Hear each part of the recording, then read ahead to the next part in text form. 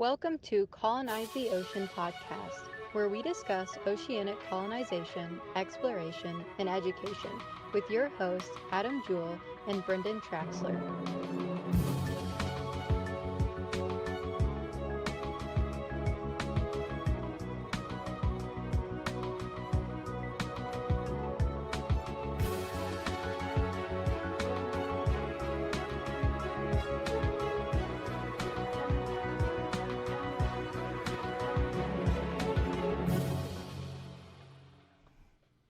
Hey everybody, welcome to another episode of Colonize the Ocean podcast.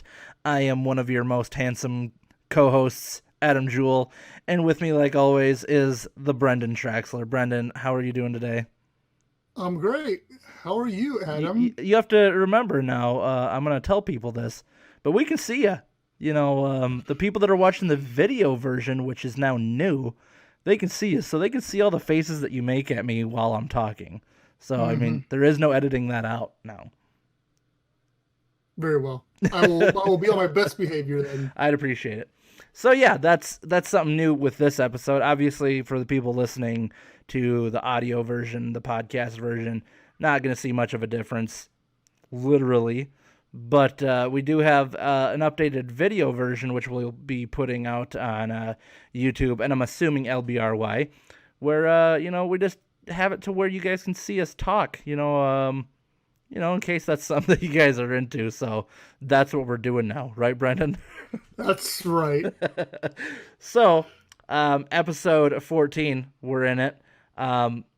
We have to have a couple apologies ahead of time because meanings we're recording a little bit different. I'm in my kitchen right now, which is a little bit of a mess behind me. My kids and wife are out, so that's the perfect time to record. But the dogs are in the house, so if they bark for no reason, which they do a lot, I do apologize. And then, Brendon, you were saying how there's like some massive storms going on where you're at right now to where you could lose power potentially. Yeah, that'd be fun. Yeah, so we're going to try to do this all in one shot, hopefully be able to get everything. So, Brendon, today I was going to talk about a video that we posted earlier this week on our Atlanta Sea Colony Facebook page, something that we kind of talked about in the past. And you've done a lot of research into this, but I do encourage people to go to our Facebook page and watch the video, go to YouTube and see it. But it is about, what happens kind of underwater. It's specifically aimed towards the marine biology, but this affects us as far as underwater colonization and placing habitats underwater, where the main gist of it is, so when there's hurricanes going on, the top level of water is usually what's going to get the most, I guess, chaos to it, is, I guess, a way to put it. But the deeper you go, the less effects that that weather has on, I guess, the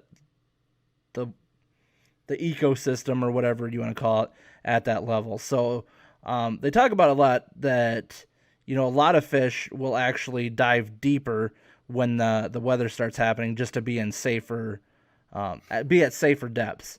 And that kind of talks about what you and I have talked about in the past. And like I said, you've done the research to a lot of this, that because we get that question a lot as like, so what's going to happen if you guys place this habitat underwater and there is a hurricane? I mean, the past few years we've seen some pretty decent ones that happened, especially like on the East Coast and down there by Florida. So, Brendon, go tell me a little bit, or remind me a little bit about how some of this works, because this has actually affected Aquarius in the past. Yeah, that's what I was going to talk about. A couple of years ago, I think it was only a couple of years ago. I don't know. I lose track of time. But we had a huge hurricane, one of the big ones we're talking about, came through, and it did some damage to Aquarius where it needed to be repaired. Obviously, nothing catastrophic or anything like that, but it's still sitting at 60 feet underwater, and there was damage to it from a huge hurricane then. So even as you're talking at the top level, in the article you're talking about too, it talks about the ripple effect, that it's almost like seismic waves that go down from hurricanes as well, because it's sucking up water and it's causing tons of devastation. So it can be pretty profound and pretty deep where you're still feeling the effects of it. So, I mean, a lot of factors come into play. The depth, the strength of the hurricane, stuff along those lines as far as safe areas, I guess you could say. But the rule of thumb is, the deeper you go, the safer you're going to be, type of thing too. So, for most habitats out there right now, and for the foreseeable future, you would still evacuate in a situation along those lines, just because be safe than sorry type of thing. But that's not saying that as we continue to, advance that technology and get deeper, that it will be a moot point before too long. But you're correct as far as the fish and the other life in the ocean, being aware of it and being able to get out of the way for the most part. Yeah, they have their own instincts, just like a lot of animals and wildlife do when it comes to just what nature can do. And when you think about it, this is stuff that people have already thought about, because when you look at offshore oil derricks and stuff, they've had to figure this stuff out in the past too, because I've seen videos of nasty storms that are going through these offshore oil derricks. I have a relative that actually worked on an offshore oil derrick, and he says it gets pretty crazy. But I mean, the engineering and the structure, I guess the designs are out there to be able to withstand that. So that's one of those things where we can kind of utilize the information that's already out there and kind of translate it to what we would do in a situation with, an underwater habitat, and being able to withstand, rough currents and hurricanes and whatever you might be dealing with. Right. And that's why some people, look towards cruise ships and stuff like that. They can obviously go out of the way, floating cities or floating whatever. They can be moved out of the way, or they're designed similar to oil derricks where they can take the brunt of it. That's why there's been some proposals as well for some of the underwater habitats to be movable, so they can, once again, be moved out of the way for situations and stuff along those lines as well. But so yeah, there's different ideas on how to address it. For right now, everybody just evacuates for the most part, like for Aquarius or for any other ones, and just does what they need to do.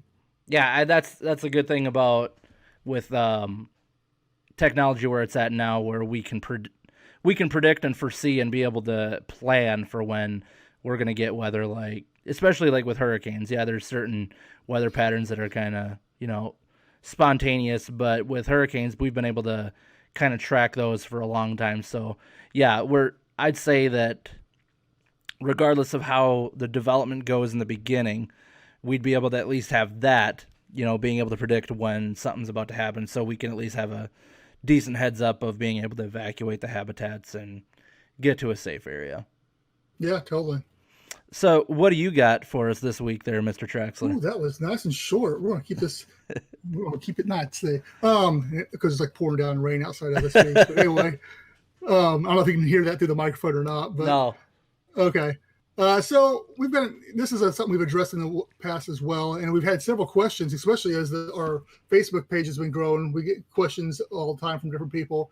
And this one hit last week, and we actually posted something on it back. But what happens when you poop? Poop. Yep. Mom's going to the bathroom. And, there's, once again, just like hurricanes, there's tons of different, answers to this question. Aquarius, I was watching a video from an astronaut who had stayed there before, and what their solution is, they go outside, they swim to a little covered area, and they go do their business out there, and then they swim back in. And it's fine for a science community, but for your day to day, I'm not going to do that if I'm spending some money to sleep there and spending my honeymoon or whatever underwater. That's not ideal. So it's got to be a lot of work too. Doesn't sound enjoyable from that guy's. You know what? I'll try to find that video and I'll put it in the show notes and stuff like that, because it's a pretty interesting interview anyway about it. He put some. It's interesting. But so what do you do? I mean, so you can pump it out into the ocean around there. That's obviously even a smaller habitat that's feasible. But as you start getting bigger, there becomes, and as the video talked about for cruise ships, there's laws actually in place for preventing you from pumping it out. So you have to, either hold it all like you do with your RV and stuff along those lines, so you get to a place where you can dump it, or you have to clean it yourself like you would here on land. And so there's, once again, and even in that, there's several different ways of cleaning it. And one thing I'm hoping we're going to be able to have on is somebody to talk about this, because it is a big deal. It's actually one of the biggest questions that I have rethought about multiple times throughout the years I've been, looking at this is what do I do with this one feature? How do I take care? Because the other thing is, when you're under pressure, you can't just pump it out to the ocean or somewhere like that, because you've got the water pressure going to shoot back in there and can, like a submarine. So submarine, I believe a lot of submarines will pump it out into the ocean, but they have a special design system where it's got cutoff valves and all this, because as soon as you open that valve to go to the outside, all that pressure is going to shoot back inside and you're done at that point in time. Yeah. So it becomes a very tricky, technologically, absurd amount of technology has to go into it just for this simple feature.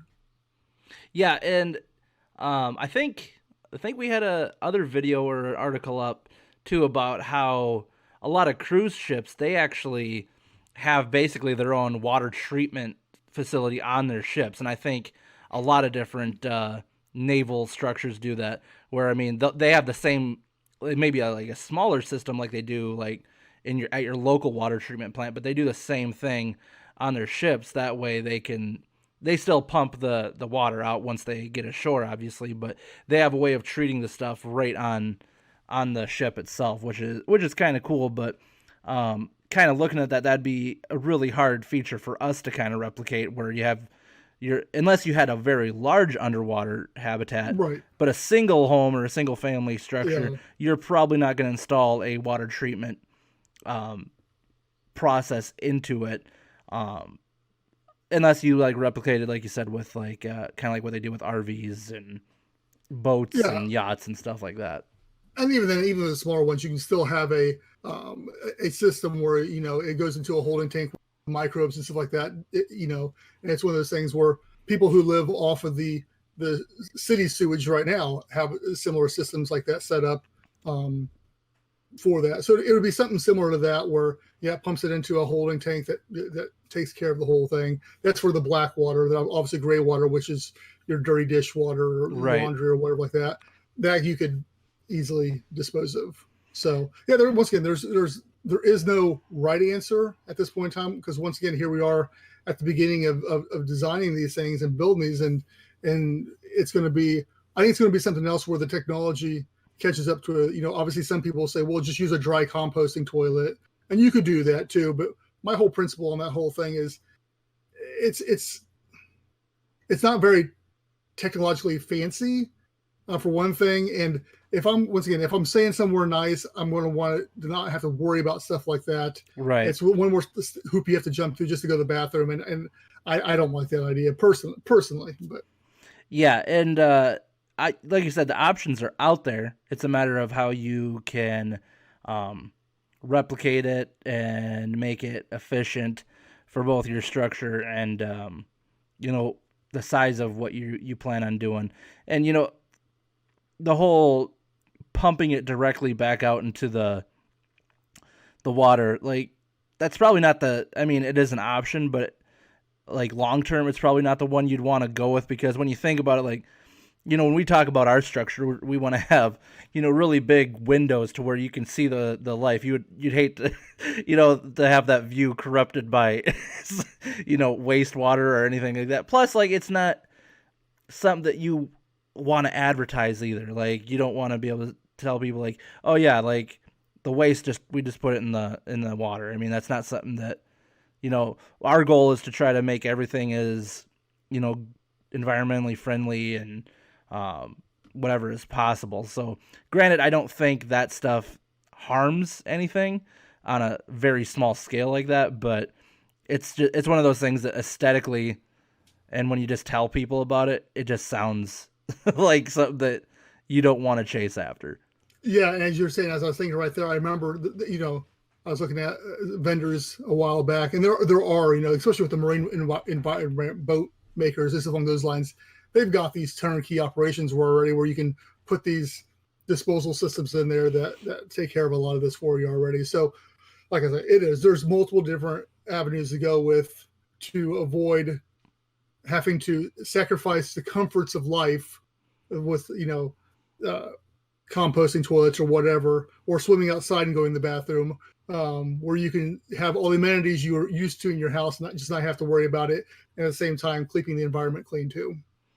Yeah, and like you said in the beginning, it's a huge, obstacle that we have to be able to climb over, because obviously it's a part of human nature. It's something that we have to be able to do that, and like just being able to access clean water and all that. So I mean, it's one of the big things. Out of curiosity, do you know what Jules does? How their system works? I don't. That's a good question. We'll have to look into that. With them being as close to land and stuff like that they are, they might actually pump it to land. They may. And, we've got some contacts there that we've talked to through Facebook, so I can always shoot them a message to and find out. But yeah, I'm not sure on that. We'll come back with that answer in another episode. We'll find out what they do. Because or maybe we'll get somebody from Jules on and we can ask him that question. I like that idea a little bit better. So, yeah. Other than that, Brendon, what else do we got for this week, or is that pretty much it? I mean, I think we're gonna cut her off there. Yeah. So, like I said, we got this video format that we're trying out now. So those of you that are watching on YouTube or LBRY, take a nice good look at us, and just hopefully we're aesthetically pleasing to you.